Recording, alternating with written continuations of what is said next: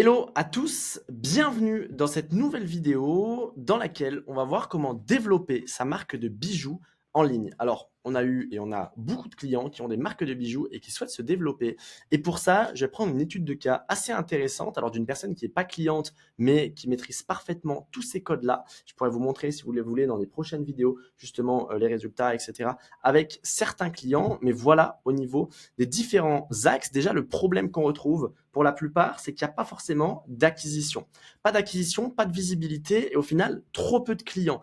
Et le gros problème, c'est que la plupart des gens qui font, nous en tout cas, qu'on a pu accompagner des bijoux, etc., ils sont très bons à faire leurs produits. Ils font souvent quelque chose de très qualitatif qui est super. Par contre, ils ne savent pas du tout comment développer leur activité. Donc la conséquence, encore une fois, c'est qu'il y a du stress, du doute sur la continuité de l'activité. On ne sait pas si ça va évoluer, si ça va avancer. Et donc, c'est pas terrible comme environnement pour bien développer sa boîte. L'autre conséquence, c'est que sur un marché comme celui-ci, on est dans un marché qui est quand même relativement concurrentiel. Hop, je vais vous mettre une petite photo. Récapituler ça, ça serait un petit peu comme ça. On est plutôt sur un marché comme celui-ci, un marché qui est rouge, c'est-à-dire comme si on avait beaucoup de pêcheurs et un nombre de poissons restreint. Donc, il y a beaucoup d'acteurs, beaucoup de concurrents et des très gros concurrents et un nombre de poissons assez restreint. Donc, parmi les concurrents, on va se situer sur différents axes. Si on devrait prendre une carte, on a à la fois les concurrents un peu plus luxe comme Dior, etc., que ce soit Louis Vuitton ou autre, alors que ce soit des maisons qui font de la haute couture et aussi de la joaillerie, ou alors uniquement des bijouteries, etc.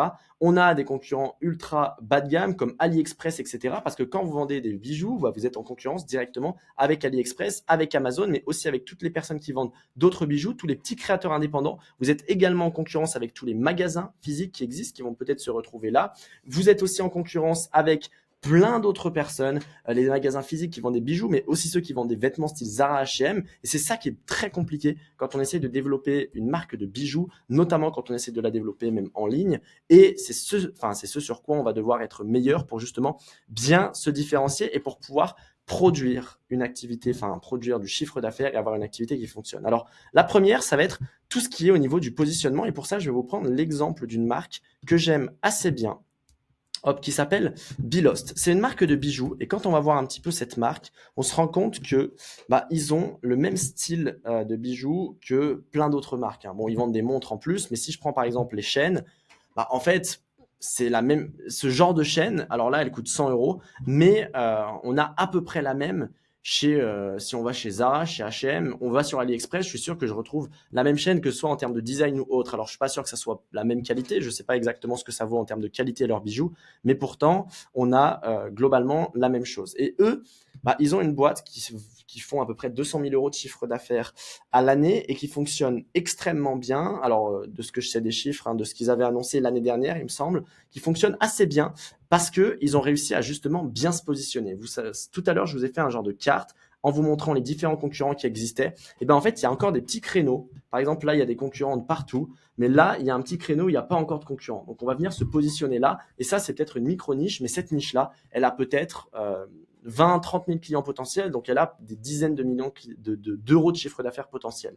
Et pour définir ça, on va faire ce qu'on appelle un triangle d'or. Triangle d'or, c'est à la fois son positionnement, et ça, c'est l'un des points les plus importants. Parce que dans un environnement concurrentiel comme celui-ci, il va falloir vraiment réfléchir à ça et à comment est-ce qu'on se positionne. Il y a énormément de concurrence, il y a énormément d'acteurs sur le marché, mais qu'est-ce qu'on a de plus? Pourquoi on devrait vous choisir, vous, et pas un autre? Et qu'est-ce qu'on a de plus? Hop.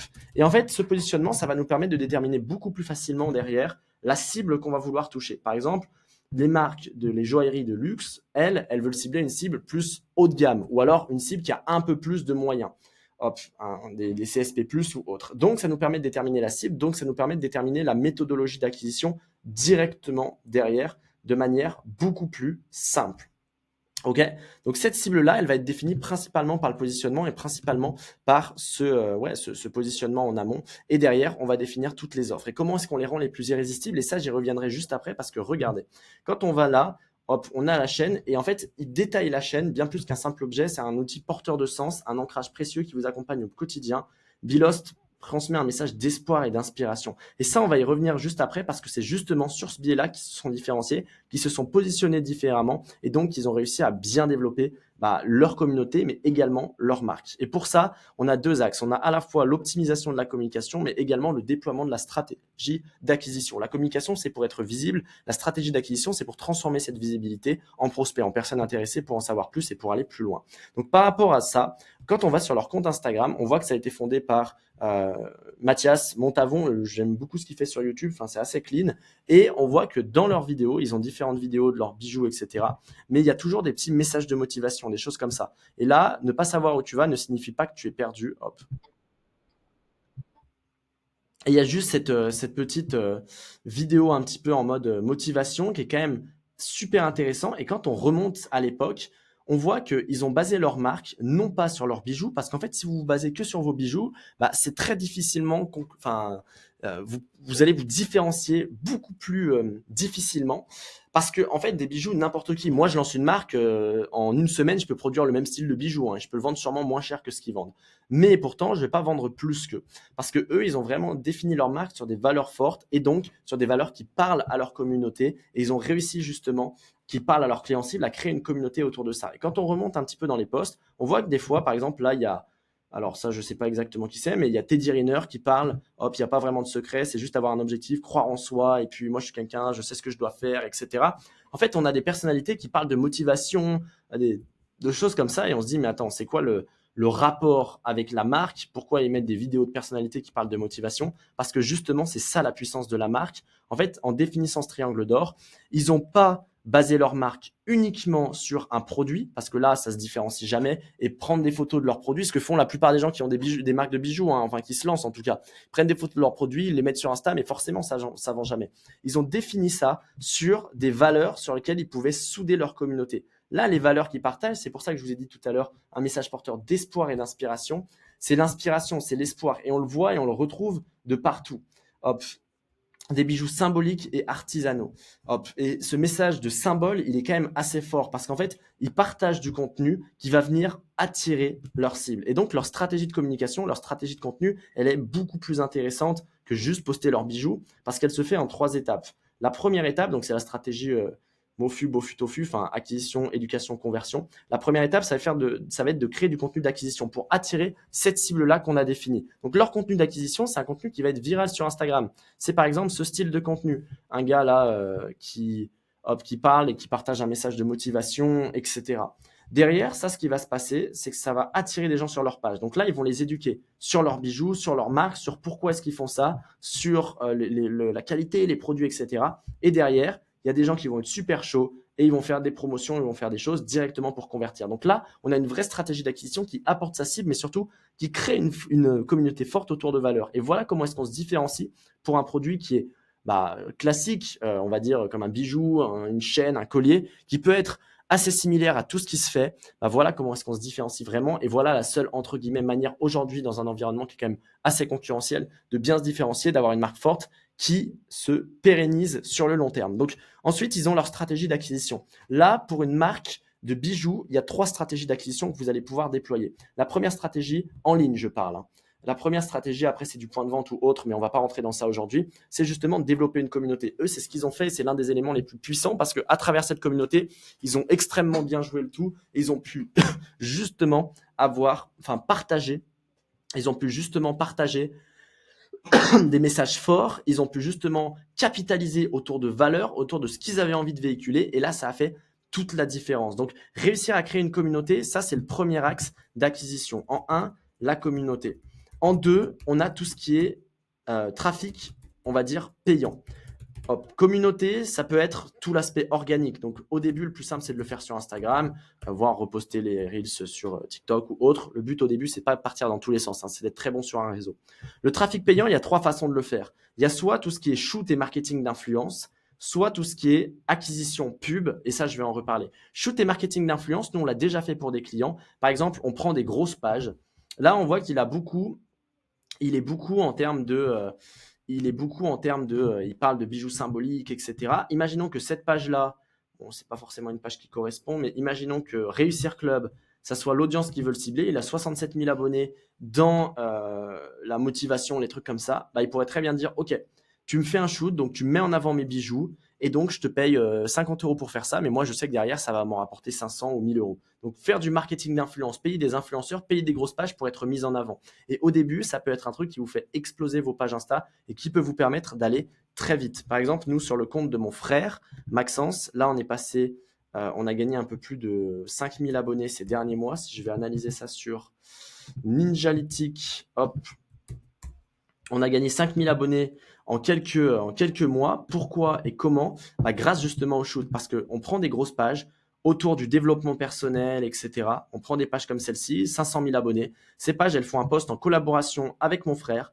Ça fonctionne très bien. Et à la fin, il y a une slide où c'est écrit « Abonne-toi à Maxence Pupo ». Donc, il y a plein de gens qui vont s'abonner directement à la page de mon frère, donc de Maxence. Et on voit qu'on était à 4000 abonnés. Là, on est à 8005, donc on a 4500 abonnés en plus sur son compte en un mois. Donc, ça nous permet de développer son compte très, très rapidement. Donc, ça, c'est quand même super intéressant. Donc, tout ce qui est shoot, au début, si vous avez peu d'audience, ça peut vous coûter peu cher. Shoot ou marketing d'influence, ça peut vous permettre de développer vos réseaux et de vous développer plus rapidement. Maintenant, l'autre axe qui va être ultra intéressant, c'est tout l'aspect publicité. Et vous avez deux façons de faire de la publicité. Soit faire de la publicité que j'appelle de diffusion, soit faire de la publicité hop, diffusion, soit faire de la publicité d'intention. Publicité d'intention, c'est quoi? Par exemple, je vais taper bijoux macramé. Et ben vous allez le voir, on a des posts sponsorisés avec plein de bijoux en macramé. Donc ça, ce qui est assez intéressant, c'est que des gens payent pour être visibles juste ici. Donc, ce que vous pouvez faire, vous, c'est payer pour être visible ici. Et ce qui est assez intéressant, hop, c'est que derrière, vous allez pouvoir être visible sur des gens qui ont fait une requête. Par exemple, si je marque bijoux porteur de sens, hop, bah, on va tomber sur bijoux éthiques, etc. Si je veux des bijoux personnalisés pour des hommes, bah, on va tomber pareil sur des différents sites, différentes choses avec des bijoux personnalisés. Et là, c'est ultra intéressant parce que vous avez des gens assez qualifiés qui viennent directement à vous. La deuxième chose, c'est de faire de la pub. Ça, c'est de la pub d'intention. Il y a une personne qui a une intention de recherche, elle le tape sur Google et c'est top. La deuxième pub, c'est faire de la pub de diffusion. Et ça, c'est ce qui se fait notamment sur Facebook, sur Instagram. En fait, vous allez dire, OK, voilà ma cible, à quoi elle correspond. Par exemple, dans le cadre de Belost, hop, si j'arrive à les retrouver, voilà. Voilà ma cible, c'est quel type de personne c'est des gens, je pense principalement des jeunes, principalement des hommes qui sont un peu en mode entrepreneur, motivation, etc. C'est pour ça que ça me parle aussi. Et du coup, montre cette pub à toutes ces personnes-là. Donc, ça va vous coûter 10 €, ça va vous coûter à peu près 10 € pour être visible devant peut-être 1000 personnes. Hop, et derrière, bah, suffit qu'il y en a 5 qui achètent, vous êtes déjà super rentable. Donc ça, c'est de la pub de diffusion. On va voir Bilos s'ils font de la pub. Vous pouvez aller sur Ads Library pour regarder un petit peu les pubs. Donc l'idée après, c'est de bien le faire, bien le mettre en place, etc. Il y a tout le marketing à mettre en place, mais c'est pas juste développer un compte Instagram, c'est pas juste être un peu plus visible. Il y a vraiment cette base-là, qui est quand même super importante. Je vais juste regarder leur compte. Il s'appelle comment? Ok. Bilost. Et si je regarde leur compte, est-ce que je vois? Hop, ça doit être celui-ci. Est-ce que je vois? Alors, ils n'ont pas de pub active, mais est-ce qu'ils ont déjà eu des pubs? Ouais, ils ont déjà eu des pubs avec, par exemple, des bijoux comme ça. Hop. Et derrière, les gens peuvent appuyer sur Shop Now et ils peuvent acheter directement. Et là, c'est assez intéressant. Il y a quand même des choses assez intéressantes à faire. Et voilà, ils ont fait de la pub comme ça. Donc, voilà un peu en termes de conversion, d'acquisition. Vraiment, si vous travaillez bien sur ces différents éléments, ça peut vous permettre d'aller assez vite et de développer votre marque assez vite et surtout d'aller chercher quand même des très bons résultats. L'idée, c'est qu'après, vous avez une machine qui vous rapporte des clients à volonté parce que si votre pub, elle tourne et elle tourne constamment, si vous savez que vous mettez 10 € pour être visible devant 1000 personnes, mais que ces 1000 personnes, ça vous rapporte à peu près 5 clients, bah, ça veut dire que vous mettez 2 € pour obtenir un client. Et si votre client, il vous en rapporte 50, bah, en fait, c'est super rentable et vous allez avoir des ventes qui tournent tout le temps, le jour, la nuit, etc. Donc, voilà pour ce modèle d'acquisition. Moi, je vous dis à très vite. Si vous souhaitez qu'on vous aide à aller plus loin à travers votre activité, il y aura sûrement un petit formulaire directement dans la description de cette vidéo. Je vous dis à très vite et je vous souhaite une très belle journée.